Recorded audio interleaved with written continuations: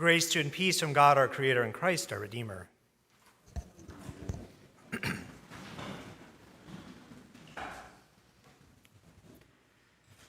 After weeks and weeks of anticipation, the long-awaited moment finally arrived. Thousands of people gathered to watch and to wait for the earth itself to thunder and shake as they bore witness to something that many thought they would never see.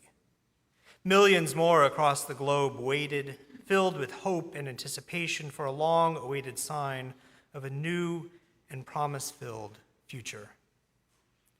Because the Artemis moon mission launched earlier this week, marking the first time in 50 years that humanity would visit the moon. People traveled from all over the world to watch from the viewing stands in Florida, to feel the air and the ground shake as the rocket launched.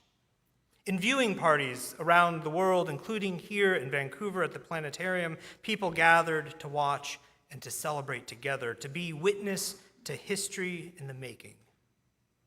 I, naturally, was in a meeting when the launch happened, but as soon as I got home, I turned on the TV and watched a recording of it so that I, too, could share in this event.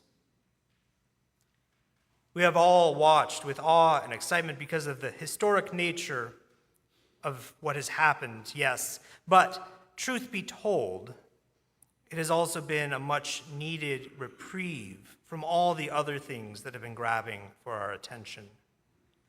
Because let's be honest, this year has been insane, and it's only April. These past 4 months have brought us a greater number of shocks and extraordinary events than we can reasonably absorb.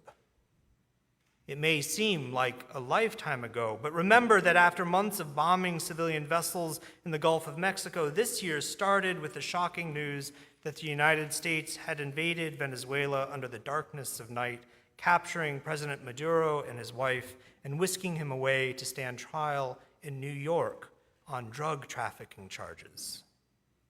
But at this point, that is old news.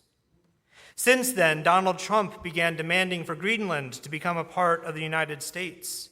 Look at this, the world cried, and we all watched in shock and horror as military exercises began to take place in Greenland in preparation for a possible invasion. And we marveled that such a thing could happen in our time. But there was more. This, the voices shouted, and we all turned our gazes to watch as our prime minister declared a break in the world order on the stage at the World Economic Forum annual meeting in Davos, and to call for a new coalition of middle powers. This, the television and radios and newspapers cried at us as the horrific news of the school shooting in Tumbler Ridge broke.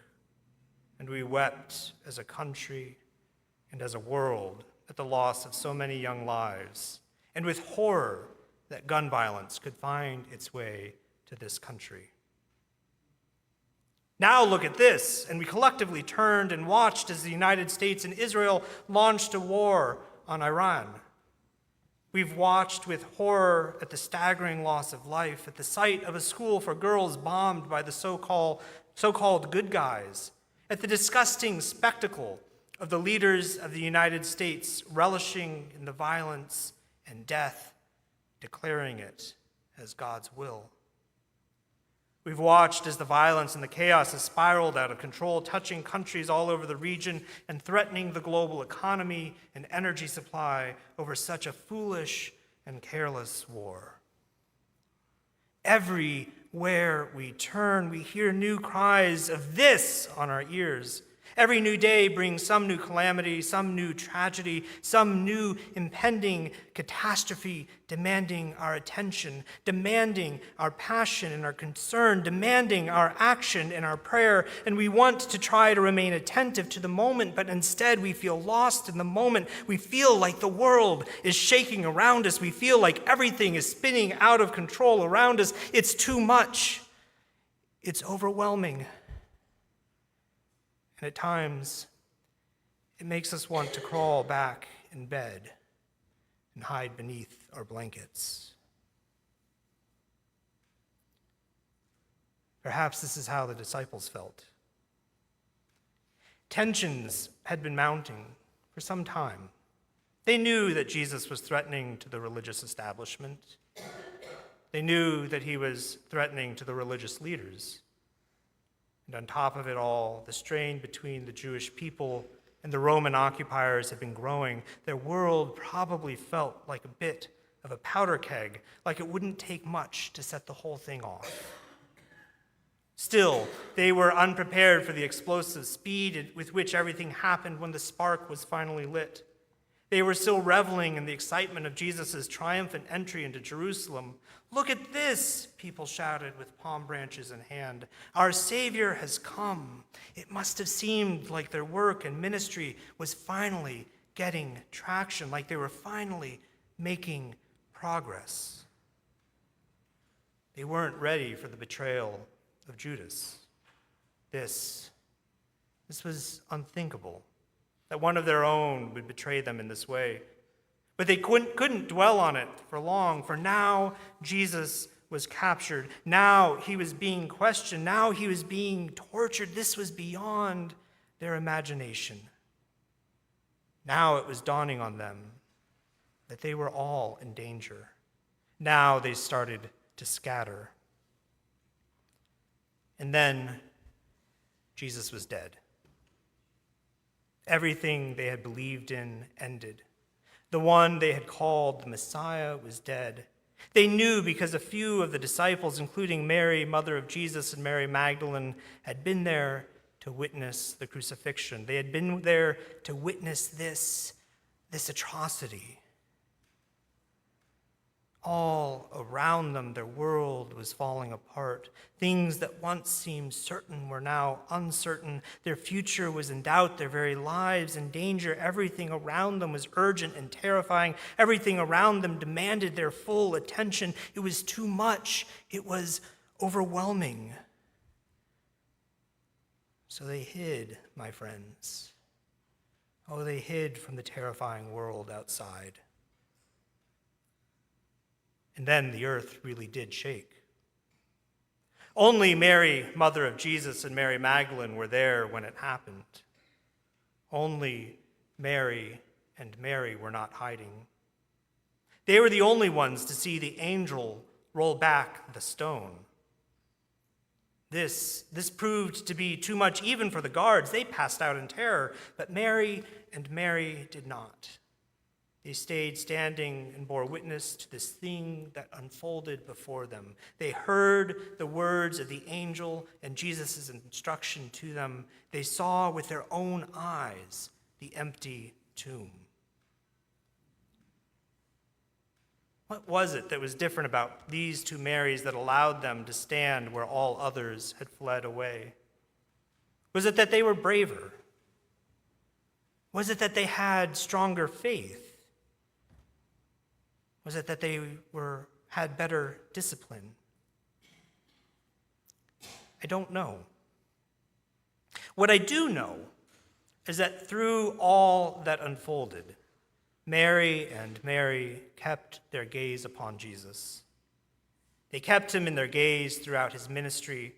Their gaze was fixed upon him when he was betrayed and captured. Their gaze remained upon him even as he was crucified, even in death. Their gaze did not waver. They watched where he was laid in the tomb.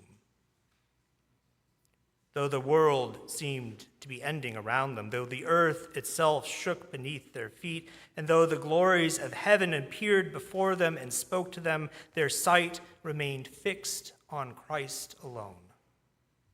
They followed where Christ led, even in death, even in the stillness of the grave. And so, in the first light of morning, as Pilate lay sleeping in his chambers, as the centurions rested in their barracks, and as the other disciples hid beneath blankets and behind closed doors, it was Mary and Mary who would first lay sight on the risen Christ.